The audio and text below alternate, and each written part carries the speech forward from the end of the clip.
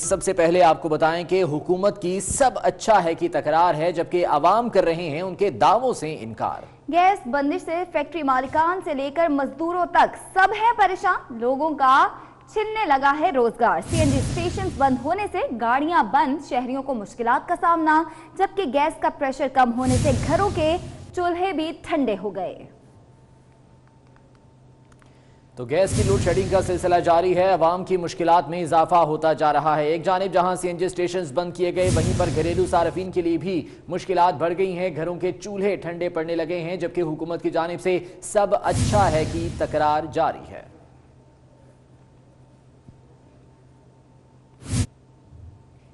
कराची के सनतकारों के सुई गैस हुकाम से मुज़ाकरात बेनतीजा रहे। सनतकारों का कहना है कि अगर पीर से बिला तातुल सनतों को गैस की फराहमी शुरू कर दी गई तो एहतजाज मौखर कर देंगे, वरना सनतों की बंदिश और एहतजाज का फैसला बरकरार रहेगा।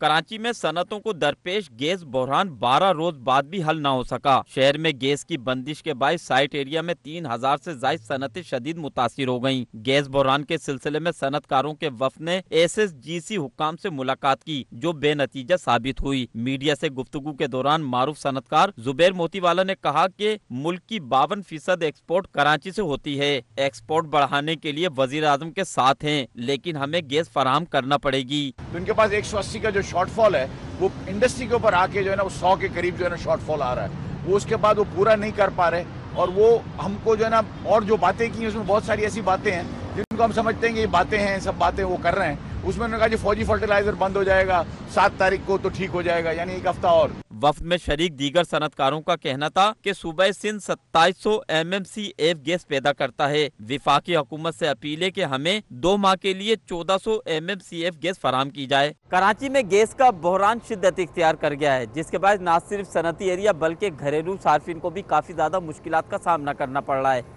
कराची के शहरियों ने वजीर आजम पाकिस्तान और मुताल्लिका हलकों से मुतालबा किया है कि इस देरीना मसले को फौरी तौर पर हल किया जाए। कैमरामैन शौकत अली के साथ इरफान अब्बासी, 24 न्यूज़ कराची। शहर कायद की ही मुश्किलात की बात करेंगे, जहां गैस बहरान शिद्दत इख्तियार कर गया है। सनतकारों के साथ साथ घरेलू सार्फिन भी गैस प्रेशर में कमी के बायस शदीद परेशानी में मुब्तला हैं। तफसीलात के लिए आपको रिपोर्ट दिखाते हैं।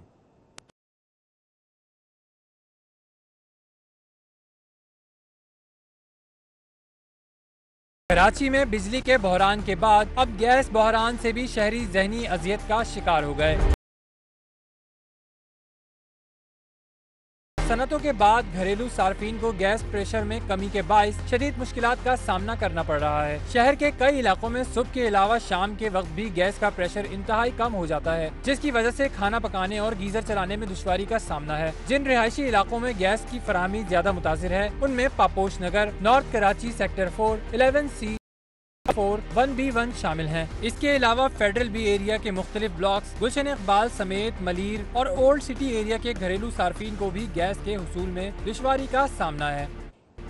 और कुछ हैदराबाद की बात करते हैं। मुल्क में गैस के बहरान के बाद सीएनजी स्टेशन बंद पड़े हैं। एक तरफ तो आवाम परेशान है, तो दूसरी जानिब सीएनजी स्टेशन पर काम करने वाले मुलाजमीन को भी घर भेज दिया गया है। इसी बारे में मजीद बात करेंगे, हमारे साथ अवैस कयानी मौजूद हैं। अवैस, आगाह कीजिएगा, मजमूई तौर पर सूरत हाल क्या है? जी, मुल्क में गैस का बहरान जो है वो शिद्दत इख्तियार कर गया है। इंडस्ट्री के साथ जो CNG जो सेक्टर है उसको भी गैस की फराहमी बंद है, और अब गैस स्टेशन पर ये आलम है कि जो ये पॉइंट्स हैं इनको मुकम्मल तौर पर इन शामियानों के साथ जो है वो कवर किया गया है, ताकि ये डस्ट और दूसरी चीज़ों से जो है ये महफूज रह सकें। जितने भी जो कंप्रेसर जो ये बड़े जो मशीनरी है CNG की, वो इस वक्त बिल्कुल बंद पड़ी है, और यहाँ पर कोई भी हमें मुलाजिम नहीं नज़र आ रहा। और ये जो हू का आलम है ये सिर्फ इस जो CNG स्टेशन पर नहीं, बल्कि पंजाब और इस्लामाबाद के 1200 से ज़ायद CNG स्टेशन पर यही मंजर देखने को मिल रहा है। और जो यहाँ पर काम करने वाले जो मुलाजमीन हैं वो परेशान हैं, और अब हुकूमत की तरफ देख रहे हैं, जो कि दावे करती थी कि इस बार गैस की लोड शेडिंग नहीं होगी, लेकिन CNG और फैक्ट्रियों को अभी गैस नहीं मिल रही। और वजह यही बताई जा रही है कि जो LNG टर्मिनल है वो सालाना मेंटेनेंस पर गया हुआ है। 11 जनवरी तक यही सूरत हाल रहेगी और जो है गैस की किल्लत पर काबू पाने के लिए हुकूमत का कहना है कि वो इकदाम ठीक है अवैस, बहुत शुक्रिया अपडेट करने के लिए। तो कराची में आए रोज सीएनजी बंद होने से शहरी परेशान हैं। सीएनजी स्टेशन हफ्ते की सुबह खुलने थे लेकिन रात 11 बजे खुले। शेड्यूल तब्दील होने पर भी अवाम शदीद नाराज हैं। इसी पर मजीद बात करेंगे अली रजा से, जो कि इस वक्त एक सीएनजी स्टेशन पर ही मौजूद। अवाम क्या कहते हैं इस बारे में और सीएनजी स्टेशन मालिकान का मौकफ क्या है? जी बिल्कुल, देखिए गैस की अदम फरामी के बाइस एक तरफ सनतकार, दूसरी तरफ घरेलू सार्फिन, तो तीसरी तरफ ट्रांसपोर्ट से ताल्लुक़ रखने वाले और आम शहरी जो हैं जो कि सीएनजी का इस्तेमाल करते हैं अपनी गाड़ियों में, उनको शदीद मुश्किलात का सामना करना पड़ रहा है। 8 बजे खुलनी थी मगर आज नहीं खुल सकी और अब कुछ देर कबल जो है ये सीएनजी खुली है, जिसके बाइस आवाम ने जो है परेशानी का इजहार किया है। उनका कहना यही है कि बहुत ही ज़्यादा मुश्किल हो रही है, या तो हुकूमत ये तय कर ले कि आया इसको मुकम्मल तौर पर बंद कर दिया जाए ताकि हम अपनी ज़िंदगी और निज़ाम जो है मुकम्मल तौर पर पेट्रोल पर कर लें।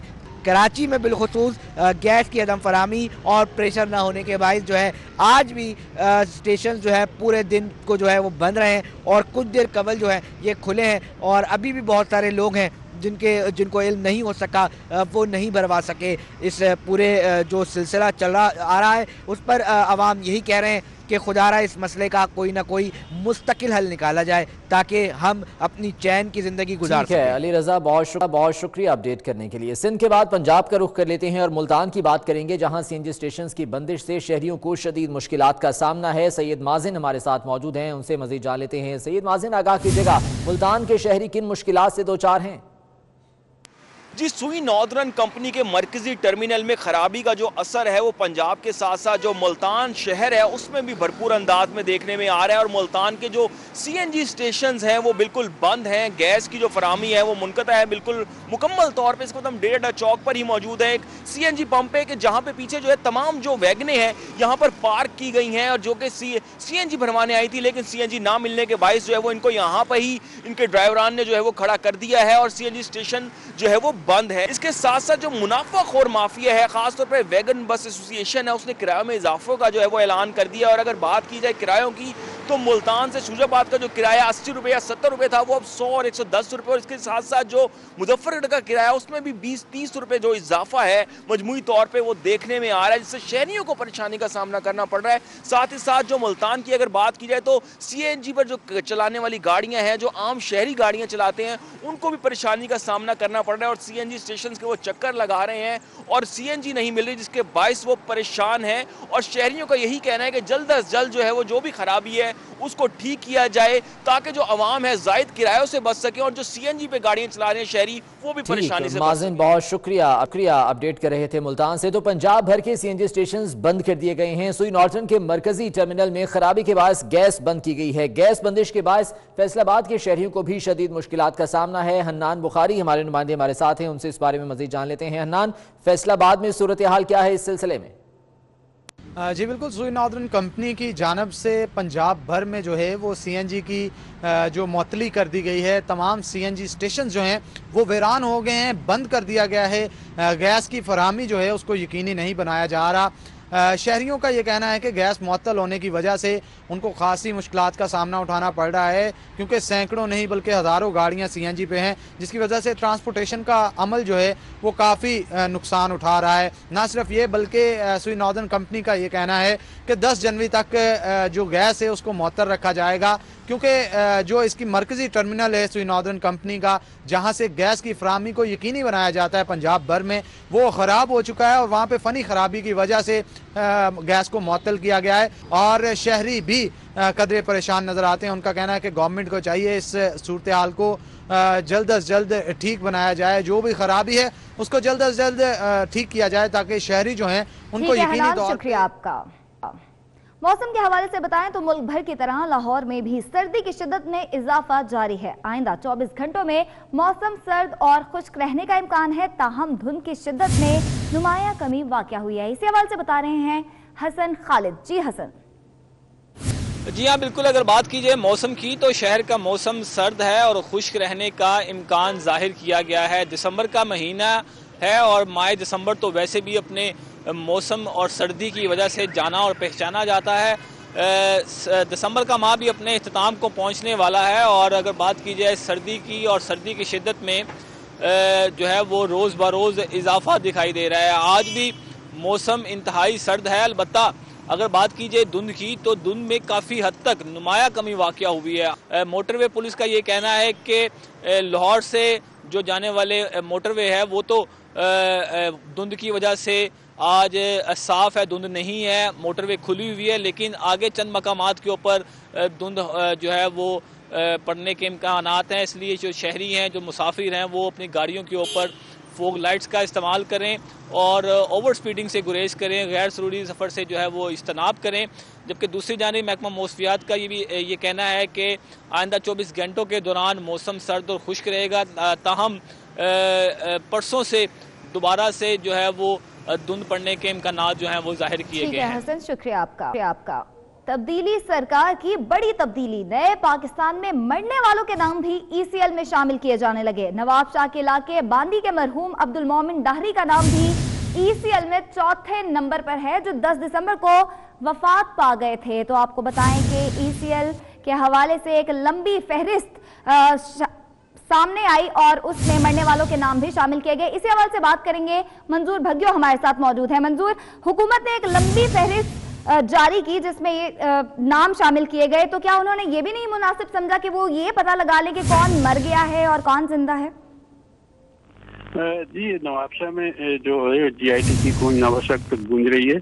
अभी जो है वज़ारत दाखिला की जानिब से जो बड़ी नाली सामने आई है, जो 172 लोगों के जो नाम ईसीएल में शामिल किए गए थे, उसमें नवाबशाह के इलाके बांदी है जिसका रिहायशी अब्दुल मोमिन डायरी जो कि 10 दिसंबर को वफात पा गए, उसका नाम भी शामिल किया गया है। इस वफात पाने वाले के भाई अब्दुल गफ्फार का डायरी का कहना है कि मेरे भाई को जो है मरे हुए अभी कुछ ही दिन हुए हैं, तो ये ईसीएल में उनका नाम शामिल कर दिया गया है। वफाकी हुकूमत की जानिब से ये मेरे भाई के नाम ईसीएल में शामिल करने का यही मसला समझ में आ रहा है कि हमारे जो जख्म अभी ताज़े हैं उनको भरे ही नहीं है, उन पे नमक छिड़कने का बराबर है। उन्होंने मुतालबा किया है कि हमारा भाई जो है वफात पा चुका है, इसका नाम जो है वो ईसीएल से खारिज किया जाए।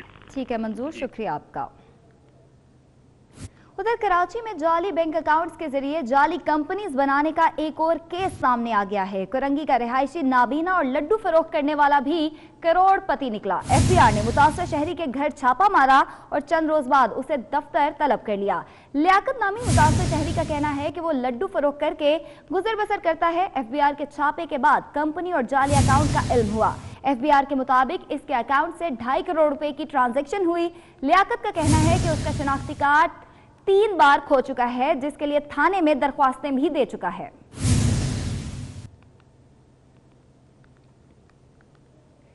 तुम जितना काटोगे हम उतना बढ़ेंगे, हमें जितना दबाओगे उतना उभरेंगे। साबिक सदर आसिफ अली जरदारी ने कहा है कि भुट्टो को शहीद किया मगर बीबी को नहीं रोक सके। बीबी को शहीद किया लेकिन वो 2 बार हुकूमत कराई गई, मैंने तो 5 साल हुकूमत करके दिखाई। तुम बैंड बजाते रहो, हमारा वोट बैंक मुतासिर नहीं होगा। वो कश्मीर में जलसे से खिताब कर रहे थे। जितना काटेंगे, जितना मारेंगे, इतना हम और बढ़ेंगे। शहीद जुल्फकार अली भुट्टो को इन्हें शहीद किया, उसके बावजूद ये बीवी को नहीं रोक सके, मेरी हुकूमत नहीं गिरा सके। मैं करके आया, 5 साल इनको मैंने चला के दिखाई और इनके लिए पाकिस्तान के लिए काम किए। जितनी भी आपने बातें शरीफ जान ने कही है वो सब जायज़ हैं। इंशाअल्लाह वो CM सब आपकी बांध के, इसलिए कि उनको भी 2 स्टैंड्स लगे हुए हैं, मुझे भी 3 लगे हुए हैं, तो हमें पता है कि दर्द दिल क्या होता है। ये हमें पकड़े हुए हैं कि इधर नहीं जाओ, इधर ना जाओ, तुम बाहर नहीं जा सकते। ओ भाई, जब मैंने बेल ली थी तो पासपोर्ट मैंने बेल में वहां डाल दिया था, मैं तो ICL पे जाने की मुझे जरूरत क्या है? तुमने सिर्फ बैंड बजाना है, ड्रामा करना है, गाना गाना है, टीवी पे करो। वजीर आला सिंध मुराद अली शाह का कहना है कि पीपल्स पार्टी के खिलाफ तमाम साजिशों को नाकाम बना देंगे। अवाम की खिदमत करने के लिए अपने वसाइल में इजाफा करेंगे। अवाम ने हमेशा पीपल्स पार्टी का साथ दिया। पहली तरजीह पानी, सड़कें और तिब्बी सहूलतों की फराहमी है। पहले से कई गुना ज्यादा वोट देके पाकिस्तान पीपुल्स पार्टी के उम्मीदवारों को कामयाब किया है। हमारा फर्ज था कि आपका शुक्रिया अदा करने आए। जैसे हम पहले खिदमत करते रहे उससे ज्यादा खिदमत अपने अवाम की करें, इसलिए कि शहीद जुल्फकार अली भुट्टो, शहीद मोहतरमा बेनज़ीर भुट्टो ने, हमारी भी तरजीह यही है। रोड, इरिगेशन, पहली तरजीह यही तालीम और सेहत है। हमने ये इरादा किया है, फैसला किया है कि हम चेस्ट पे यूनिट हर डिस्ट्रिक्ट में बनाएंगे। पीपल्स पार्टी ने तहरीक इंसाफ के रहनुमाओं का नाम ईसीएल में डालने का मुतालबा कर दिया। पीपल्स पार्टी पार्लियामेंट के सेक्रेटरी जनरल फरतुल्लाह बाबर का कहना है कि वजीर आजम इमरान खान का नाम ईसीएल में डाला जाए। परवेज खटक, फहमीदा मिर्जा, खालिद मकबूल सदीकी और जुबैदा जलाल को भी ईसीएल में डाला जाए। खैबर पख्तूनख्वा के वजीर आला महमूद खान, सीनियर सूबाई वजीर आतिफ खान को भी ईसीएल की फहरिस्त में डालें। फरतुल्लाह बाबर ने वजीर मुमलिकत बराए दाखिला शहरियार आफरीदी को खत लिख दिया।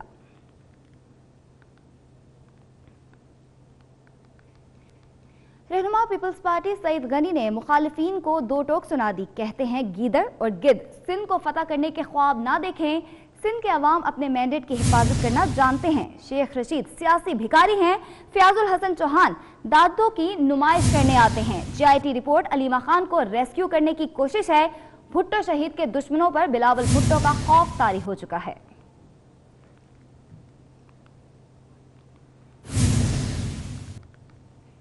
कराची के सीनियर सहाफ़ी और तज्जियाकार कहते हैं कि किसी के खिलाफ इंतकामी कार्रवाइयां नहीं की जाएं, एहतसाब बराबरी की बुनियाद पर सबका किया जाए। उनका मजीद क्या कहना था, आइए आपको दिखाते हैं। तहरीक इंसाफ के लिए मुनासिब ये होगा कि वो जितना अपने इस मुकदमात से और उससे पॉलिटिकल हाइप क्रिएट करने से इज्तनाब करें, उतना ही इस मुकदमे को सियासी ना बनने की तरफ ले जाएगा मुकदमा, और मुकदमा अपने मंतकी अंजाम तक पहुँच सकता है। लेकिन अगर इसको सियासी बनाया गया तो इसका फ़ायदा तहरीक इंसाफ को नहीं बल्कि पीपल्स पार्टी को हो सकता है। कि बाबर ऐवान के ख़िलाफ़ भी मुकदमात ज़ेर समाअत हैं। जो हमारे पंजाब के वज़ीर हैं जो मुशर्रफ साहब के साथ भी थे, 3-4 इस वक्त गुज़रा हैं और तहरीक इंसाफ के रहनुमा हैं, उनके ख़िलाफ़ भी मुकदमात ज़ेर समाअत नहीं तो ज़ेर तफ्तीश ज़रूर हैं।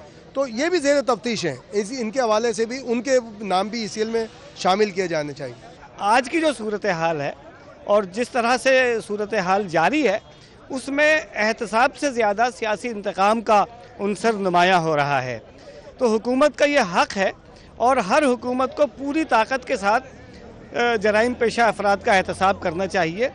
एहतसाब के हम साथ हैं, एहतसाब के हक़ में हैं, लेकिन एहतसाब का मतलब सियासी इंतकाम का तासुर कायम होना नहीं चाहिए। एहतसाब करें, इसमें कोई शक नहीं है, मगर उस अमल में कि जहाँ तासुब नज़र ना आए, जहाँ आपको वन साइडेड नज़र ना आए, आप अक्रॉस द बोर्ड सबको करें, आपके साथ जो बैठे हैं उनका भी करें।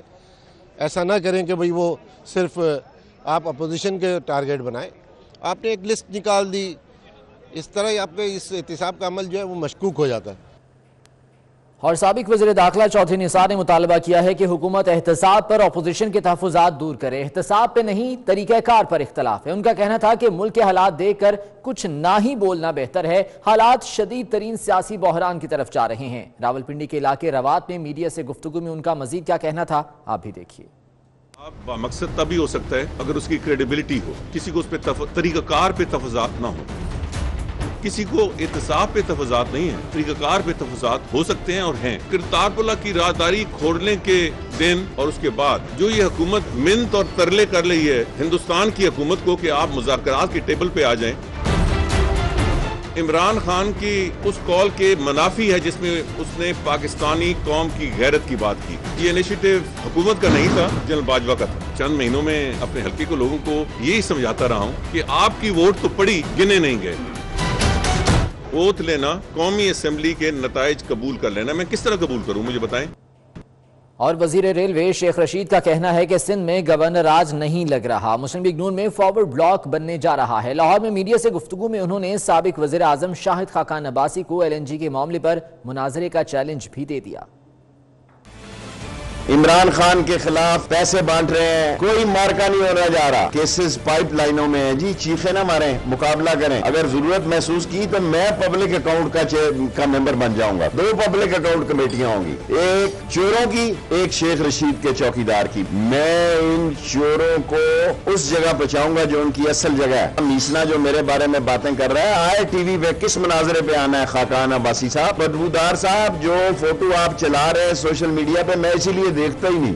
जिसके खिलाफ केस है उसे हाजिर किया जाए। वो चोरी भी करे अरबों रुपए की और वो झंडा लगाए, फेडरल मिनिस्टर भी हो, और वो कल FIA को तलब करें, परसों नैब को तलब करें। मैं चैलेंज करता हूं कि स्पीकर का गलत फैसला है। मैं इमरान खान की दोस्ती और हया में बोलता नहीं हूं। सारी पार्टियों के नैबज़दा लीडरों का लीडर शहबाज शरीफ है। आपको ये खबर देने जा रहा हूं कि नून लीग में फॉरवर्ड ब्लॉक बनने लगा, सिंध तक मेरी रसाई। कलंदर का नारा है कि चोर सारे अंदर।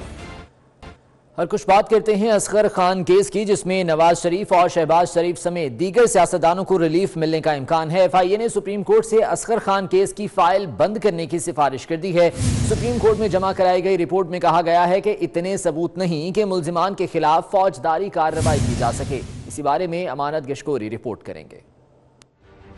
FIA ने सुप्रीम कोर्ट से असगर खान केस दाखिले दफ्तर करने की सिफारिश कर दी। सुप्रीम कोर्ट में जमा करवाई गई रिपोर्ट में FIA ने मौक़िफ़ अख्तियार किया कि ये मामला 25 साल पुराना है और जिन सियासतदानों ने रकूम ली वो इससे इनकारी हैं। रिपोर्ट में कहा गया है कि अहम गवाहों के बयानात में तजाद है, जबकि बैंकों से ट्रांजैक्शंस का रिकॉर्ड भी नहीं मिला। केस में इतने शवाहिद नहीं कि कार्रवाई हो सके, लिहाजा इसे बंद कर देना चाहिए। FIA के इस इक़दाम से नवाज शरीफ, शहबाज शरीफ और जावेद हाशमी समेत दीगर सियासतदानों को रिलीफ मिलने का इम्कान है। सुप्रीम कोर्ट ने रवां बरस मई में वफाकी हुकूमत को असगर खान केस से मुतालिक 2012 के अदालती फैसले पर अमल दरामद का हुक्म दिया था। केस सुप्रीम कोर्ट में पीर 31 दिसंबर को समाअत के लिए मुकर्रर है। अमानत गशकोरी 24 न्यूज़ इस्लामाबाद।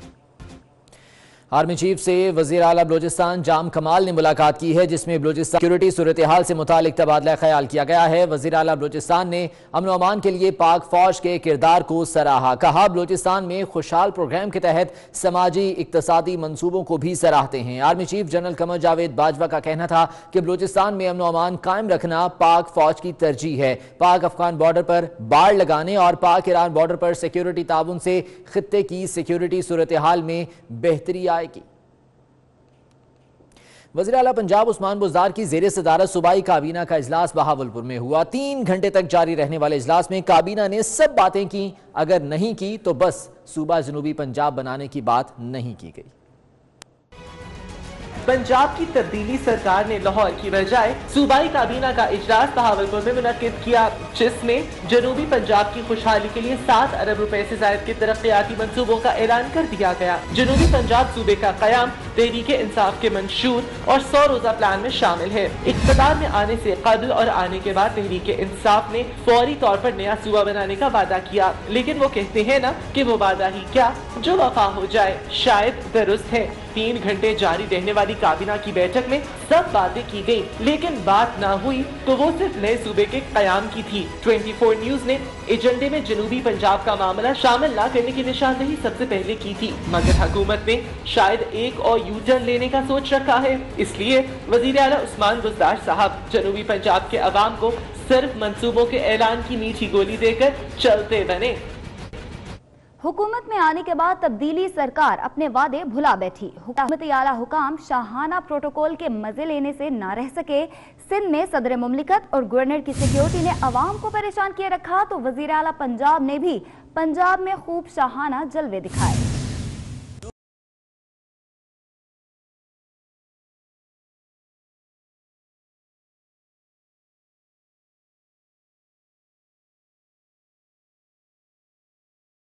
सादगी का ढिंढोरा पीटने वालों के रंग ही निराले निकले। वज़ीर आला, गवर्नर और सदर सभी के प्रोटोकॉल्स ने अवाम को ख्वार कर दिया। कप्तान का दावा है कि वज़ीर आला पंजाब सरदार उस्मान बुज़दार इंतहाई सादा हैं, लेकिन बहावलपुर में उनकी सादगी का पोल उस वक्त खुल गया जब वो 11 गाड़ियों के प्रोटोकॉल में सर्किट हाउस से नूर महल गए।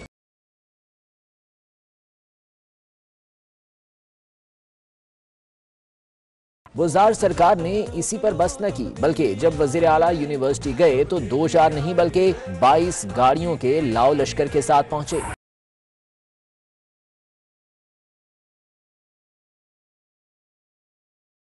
उधर गवर्नर सिंध इमरान इस्माइल भी शाहाना प्रोटोकॉल में किसी से कम नहीं, लंबे प्रोटोकॉल के साथ खानपुर महर में एंट्री दी। गवर्नर सिंध 21 से ज्यादा गाड़ियों के काफिले में एयरपोर्ट से सर्किट हाउस पहुंचे। गवर्नर साहब का प्रोटोकॉल देखकर शहरी हैरान और परेशान रह गए।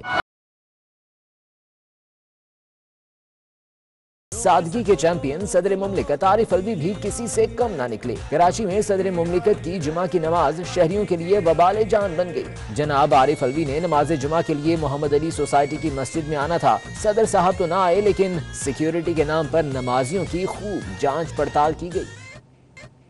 साल 2018 बहुत सी सुनहरी और तल्ख यादें छोड़ गया। इमरान खान को मुल्क का वजीर आजम बनने का मौका मिला। पीपल्स पार्टी और नून लीग के लिए मुश्किलात रहीं। पीटीआई के लिए ये साल कैसा रहा, वली चौधरी की रिपोर्ट में जानते हैं।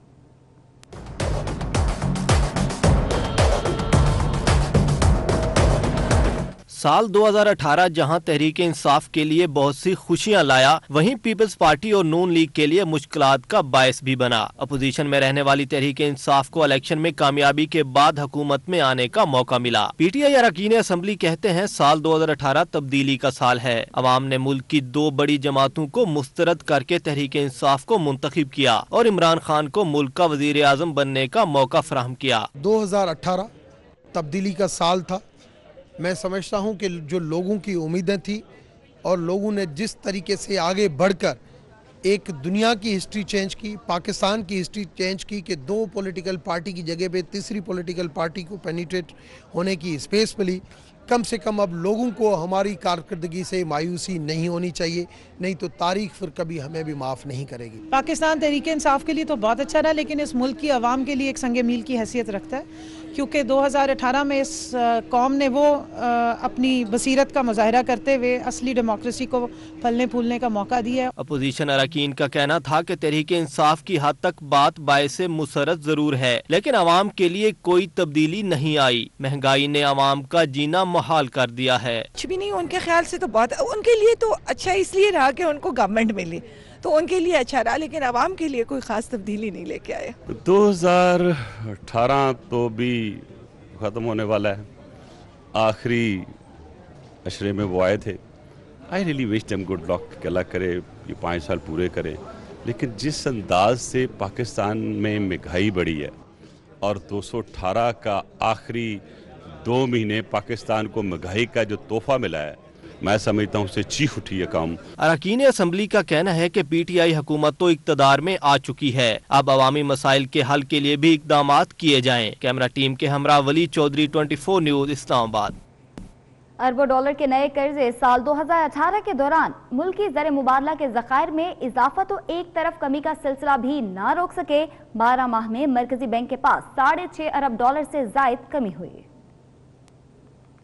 रवां साल पाकिस्तान में 3 हुकूमतें रहीं। तीनों हुकूमतों के दौर में मजमूई तौर पर बैरूनी कर्जों में तकरीबन 7 अरब रुपए का इजाफा हुआ, लेकिन पुराने कर्जों की वापसी, सूद की अदायगी और दूसरी सरकारी अदायगियों के बायस मरकजी बैंक के पास सर मुबादला के ज़खायर में 6 अरब 65 करोड़ डॉलर्स की कमी रिकॉर्ड की गई। साल के पहले 5 माह के दौरान नून लीग की हुकूमत रही, 2.5 माह निगरान हुकूमत, जबकि बाकी 4.5 माह से पीटीआई की हुकूमत है। स्टेट बैंक के मुताबिक निगरान दौर में ज़र मुबादला के ज़खायर में 54 करोड़ डॉलर्स का इजाफा देखा गया, बाकी दोनों हुकूमतें डॉलर्स उड़ाती रहीं। साल के दौरान मरकजी बैंक के ज़खायर 14 अरब 11 करोड़ डॉलर से कम होकर 7 अरब 46 करोड़ डॉलर रह गए। ताहम कमर्शियल बैंकों के पास ज़र मुबादला के ज़खायर का हजम 49 करोड़ डॉलर इजाफे से 6 अरब 56 करोड़ डॉलर हुआ, जिससे साल 2018 के इख्तिताम पर ज़र मुबादला के मजमूई ज़खायर 6 अरब 16 करोड़ डॉलर कमी से 14 अरब 2 करोड़ डॉलर रहे।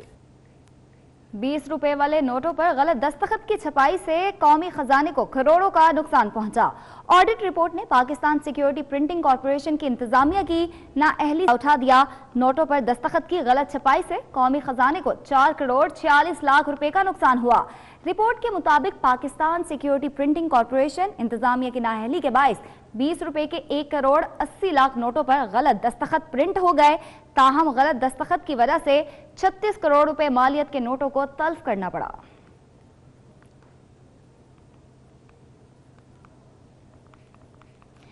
डेरा बुगटी से बारिशें रूठ गईं और खुश्क साली ने डेरे डाल लिए। इंसान और जानवर एक ही जोहड़ से प्यास बुझाने पर मजबूर हो गए। बूंद बूंद को तरसते इलाका मकीन हुकूमती इमदाद के मुंतजर हैं। कुदरती मादनियात से मालामाल डेरा बुगटी पानी की शदीद किल्लत का शिकार हो गया।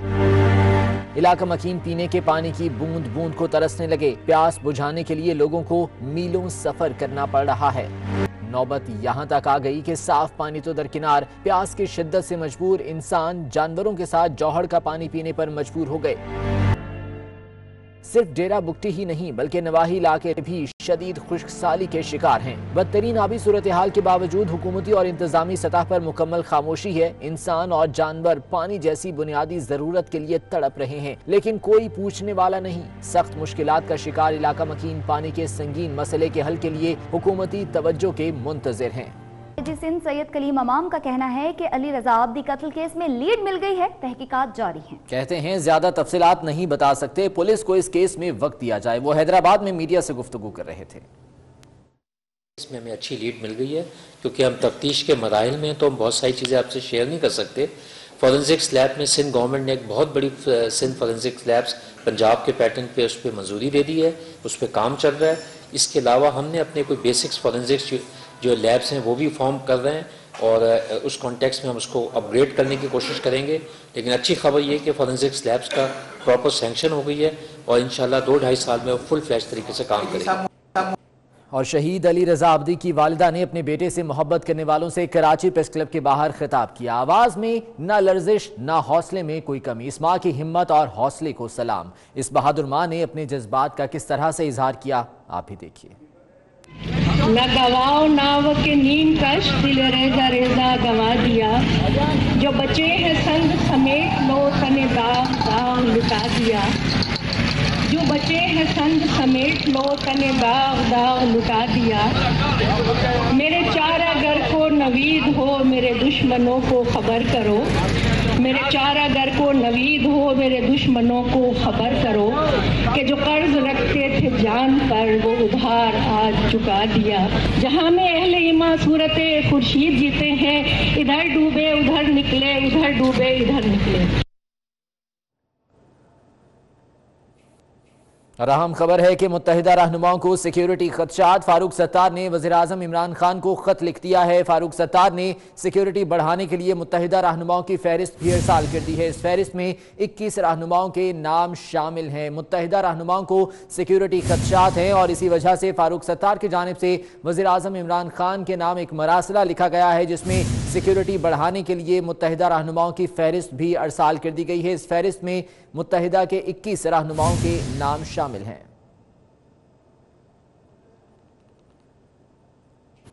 यकम जनवरी से एनर्जी ड्रिंक के खिलाफ पंजाब फूड अथॉरिटी ने हिकमत अमली तैयार कर ली है। लफ्ज एनर्जी इस्तेमाल करने वाली तमाम मशरूबात ज़ाया कर दी जाएंगी। डीजी फूड ने लाहौर समेत सूबे भर की तमाम ऑपरेशन टीमों को हिदायत भी जारी कर दी हैं। पंजाब फूड अथॉरिटी का एक और बड़ा इकदाम, मशरूबात बनाने वाली तमाम कंपनियों की मसनूआत पर एनर्जी ड्रिंक का लफ्ज इस्तेमाल करने पर पाबंदी आयद कर दी और हिदायत दी कि 1 जनवरी 2019 से ड्रिंक तैयार करने वाली कंपनियां अपनी मसनूआत पर एनर्जी का लफ्ज तहरीर नहीं कर सकेंगी। PFA की हिदायत में ये भी कहा गया कि फ्लेवर ड्रिंक तैयार करने वाली कंपनियां मसनूआत पर तहरीर करेंगी कि 12 साल से कम उम्र के बच्चों और हामला खवातीन के लिए ये ड्रिंक्स इस्तेमाल करना मना है। पंजाब फूड अथॉरिटी ने अपनी तमाम ऑपरेशनल टीमों को हिदायत की है कि ड्रिंकिंग मसनूआत पर एनर्जी का लफ्ज इस्तेमाल करने वाली कंपनियों के खिलाफ कार्रवाई की जाए, जबकि चेकिंग के दौरान तमाम मशरूबात को ज़ाया कर दिया जाए। पंजाब फूड अथॉरिटी का कहना है कि मज़कूरा ड्रिंक एनर्जी के जुमरे में नहीं आते।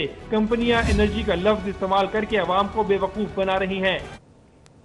2018 रावलपिंडी के शहरियों पर भारी रहा। JUIC के सरबराह मौलाना समीउल हक भी इसी शहर में कत्ल हुए। पुलिस के जवान भी दौरान ड्यूटी जान से गए। उस्मान जावेद मलिक की रिपोर्ट देखते हैं। गुज़िश्ता साल की तरह 2018 में भी रावलपिंडी में कातलों, डाकुओं और चोरों का राज रहा। जराइम की शरह इतनी के सुनकर होश उड़ जाएं। पुलिस शहरियों को क्या तहफ़्फ़ुज़ देती, उसके अपने एहलकार ही अदम तहफ़्फ़ुज़ का शिकार रहे। शहर में मजमूई तौर पर 15,000 से जायद मुकदमात रिपोर्ट हुए, 260 अफराद कत्ल हुए। डकैती, राहज़नी और इक़दाम कत्ल के 150 से जायद वाक़यात में 700 अफराद जख्मी होकर अस्पतालों में पहुँचे। चोरी की 510 वारदातें और नकबजनी के 495 वाक़यात हुए।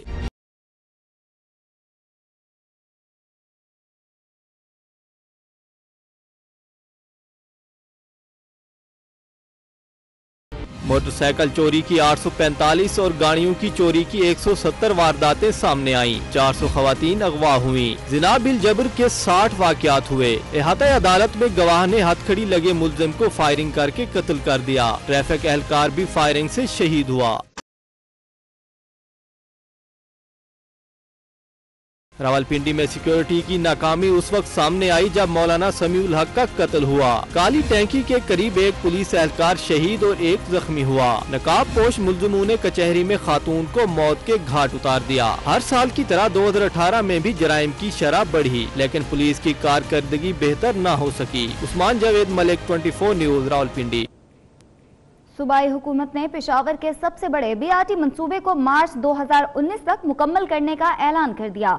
हुकूमत के मुताबिक मंसूबे पर 66 अरब रुपए लगेंगे, लेकिन दीगर अखराजात मिलाकर ये लागत 70 अरब रुपए तक पहुंच चुकी है। इसी हवाले से आफ्ताब मोहम्मद की रिपोर्ट देखते हैं। पेशावर के सबसे बड़े मंसूबे BRT ने अवाम को मुश्किलात में डाल दिया। सूबाई हुकूमत ने मंसूबे की लागत 67 अरब रुपए बताई है। ताहम मंसूबे के लिए सड़क किनारे, ग्रीन बेल्ट, जेर जमीन ओवरहेड ब्रिजेस, सड़कों और दीगर इंफ्रास्ट्रक्चर को उखाड़ने से 4 अरब रुपए से ज्यादा का नुकसान हुआ। इसी तरह स्वी गैस, PTCL और वापटा को 1.5 अरब रुपए से ज्यादा की अदायगी की गई। तर्जुमान सूबाई हुकूमत के मुताबिक मंसूबों पर रकम लगाना अवाम के मफाद में है। मंसूबे से शहर की खूबसूरती बहाल होगी। आवाम को ये थोड़ा सा बर्दाश्त करना पड़ेगा, लेकिन फिर उसके बाद जो आवाम को इसकी वजह से जो वो मिलेगी, जो उसका जो फ्रूट मिलेगा और फिर उसकी जो सहूलियात मिलेंगी, तो इंशाल्लाह आप देखेंगे कि आवाम उसको बड़ा अप्रिशिएट भी करेगी। अपोजिशन का शिकवा है कि उन्हें मंसूबे से मुताल्लिक एतमाद में नहीं लिया गया। गैर जरूरी मंसूबे पर मुकर्ररा बजट से जायद लगाना हुकूमती हिकमत अमली पर सवालिया निशान है। हुकूमत कह रही थी कि 6 महीने इसको लगेंगे, अब आप देखिए कि 2 साल मुकम्मल हो गए हैं और ये कह रहे थे कि 49 बिलियन से ये शुरू है और मेरे ख्याल में अभी ये 83 बिलियन तक जा पहुंचा है। आवाम का ये मुतालबा है कि ये चीज़ आपने कब तक ख़त्म करनी है, ये एक डिजास्टर है। BRT मंसूबा शुरू करने से कबल इसकी लागत का तखमीना 40 अरब रुपए लगाया गया था। डिजाइन में तब्दीली और नाक़िस हिकमत अमली के बायस लागत 67 अरब रुपए तक जा पहुंची, जबकि दीगर अदायगियां मिलाकर ये मंसूबा तकरीबन 70 अरब रुपए तक जा पहुंचा है। खुशाब में 62 अफराद की करप्शन बेनकाब करना जुर्म बन गया। खुशाब में मुल्जिमान ने 24 न्यूज के नुमाइंदे बशीर मलिक के घर पर हमला कर दिया। हमलावरों ने मलिक बशीर, उसके भाई और बेटे को तशद्दुद का निशाना बनाया। इसी हवाले से बात करेंगे तशद्दुद का निशाना बनने वाले हमारे नुमाइंदे मलिक बशीर से। बशीर, बताएगा मामला क्या है, करप्शन वजह थी या पहले भी किसी किस्म का झगड़ा हुआ था? जी, ये कुछ अर्से पहले पाकिस्तान मुस्लिम लीग शोबा खवातीन की सदर मैडम मैनात अताल इज्तिमाई शादी कराई थी। इस पर कई लड़कों को दहेज मिला था और कई लड़कियों को सिर्फ प्रोटेक्शन मिला था। जी, और ये 24 न्यूज ने ये खबर ब्रेक की। आज उनके गुंडों ने मुझ पर हमला किया, जिससे मेरे बच्चे और मेरे भाई और मुझे खुद जख्मी हो गए। खबर तो मैंने लगाई है, मेरे भाई और बच्चों का क्या कसूर है? मुझे डराया जा रहा है, मुझे धमकी दी जा रही है। पुलिस को मैंने दरखास्त भी दे रखी है, अभी तक पुलिस ने कोई इसके खिलाफ कदम नहीं उठाया। खुदाया मुझे बताया कि इसमें मेरा क्या कसूर है? हमारा तो काम है सच लिखना। क्या सच को इस तरह दबाया जाएगा? मेरे छोटे मासूम बच्चों को इस तरह मारा गया, ये इंसाफ है नया पाकिस्तान? क्या ये तब्दीली का नारा लगाया जा रहा है? TPO खुशाब इबादत निसार ने 24 न्यूज से खुसूसी गुफ्तगू करते हुए कहा कि वाक़े के जिम्मेदारों के खिलाफ कार्रवाई की जाएगी। जो वाक़या हुआ है आफ्टर सनसेट, इसकी इत्तला पुलिस को दी गई है और पुलिस ने फौरन जाके जो मौका है उसका विजिट किया है और वहाँ पर जो शाहिदीन थे उनके गवाह कलमबंद की, उनके बयानात जो हैं वो कलमबंद किए गए हैं। और इन द मीन टाइम जो नुमाइंदे की तरफ से जो एप्लीकेशन दी गई है पुलिस को, उसके ऊपर जो कानूनी पहलू हैं उनको मद्देनजर रखते हुए कानूनी कार्रवाई की जा रही है। यार इसकी अभी तक दर्ज नहीं हुई, क्योंकि ये कॉग्निजेबल ऑफेंस है या नॉन कॉग्निजेबल ऑफेंस है, ये तमाम पहलू देखकर उसके मुताबिक एफआईआर दर्ज की जाएगी।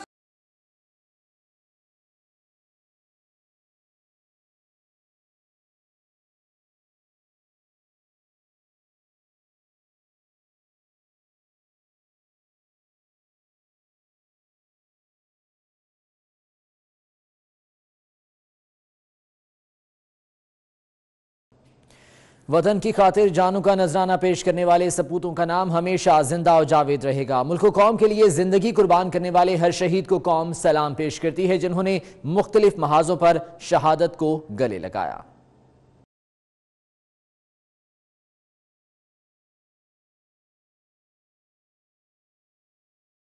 सरहदों का दिफा हो या दहशतगर्दों को सबक सिखाने का मार्का, पाक फौज के जवानों और अफसरों ने हमेशा ही सीना तान कर दुश्मन को ललकारा, हर इम्तिहान में सुरखरू हुए और मुल्क कौम का नाम रोशन किया।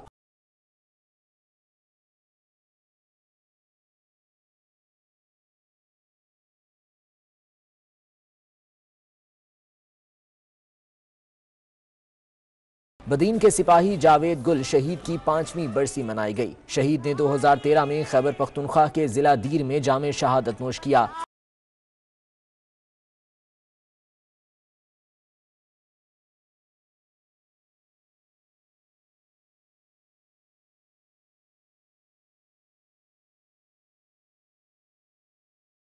एबटाबाद के औरंगजेब ने उन दुश्मन को ललकारते हुए शहादत को गले लगाया। कसूर के नवाही गांव महालम कलां के मोहम्मद शरीफ मुल्क कौम का नाम रोशन करने में पेश रहे। 1971 में कश्मीर के महाज पर दुश्मन से लड़ते हुए जान वतन पर कुर्बान की।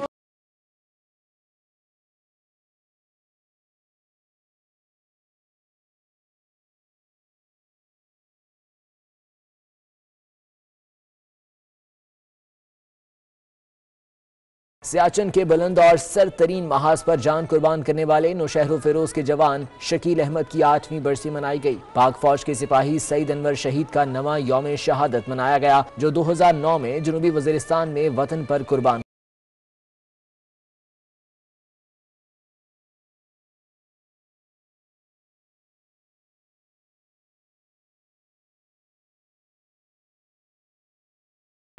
पाक फौज की शहीद सिपाही नूर जमान गोपांग की 17वीं बरसी थी। उन्होंने बहावलपुर के इलाके खैरपुर टामेवाली में जामे शहादत नोश किया। भक्कर से ताल्लुक रखने वाले पाक फौज के हवालदार रियाज हुसैन 2012 में शहीद हुए। उन्होंने ऑपरेशन अल मीज़ान के दौरान शिमाली वजीरिस्तान में शहादत को गले लगाया।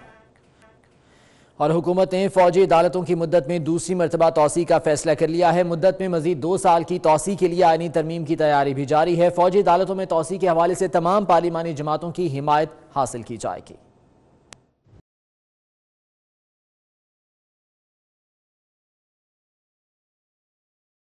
हुकूमत ने फौजी अदालतों की मुद्दत में दूसरी बार तोसी का फैसला कर लिया। फौजी अदालतों की मुद्दत जनवरी के पहले हफ्ते में खत्म हो रही थी। ज़राए के मुताबिक आईनी तरमीम के जरिए फौजी अदालतों की मुद्दत में मजीद 2 साल की तोसी दी जाएगी। फौजी अदालतों की मुद्दत में तोसी के लिए वजारत कानून ने आईनी तरमीम का मसवदा तैयार कर लिया। आईनी तरमीम का मसवदा आइंदा हफ्ते कौमी असम्बली में पेश किया जाएगा। फौजी अदालतों से मुतल्लिक आईनी तरमीम पर अपोजिशन जमातों को भी एतमाद में लिया जाएगा। 2015 में फौजी अदालतों के कयाम के बाद दहशतगर्दी के 717 मुकदमात फौजी अदालतों को भेजे गए। उनमें से 546 के फैसले सुना दिए गए। फौजी अदालतों से 330 अफराद को फांसी की सजा सुनाई गई। 56 अफराद को तख्तादार पर लटका दिया गया। फांसी लगाए जाने वालों में सानेहा APS के मुजरिमान भी शामिल हैं। वादी नलतर में मौसम सरमा के खेलों का आगाज हो गया है। पाकिस्तान की तारीख में पहली बार आइस हॉकी का मुकाबला हुआ, जबकि सादिया खान स्की चैंपियनशिप की इफ्तिताही तकरीब में मुल्क भर से खवातीन और बच्चों की 11 टीमों ने शिरकत की। गिलगित से अली यूनुस की ये रिपोर्ट देखते हैं।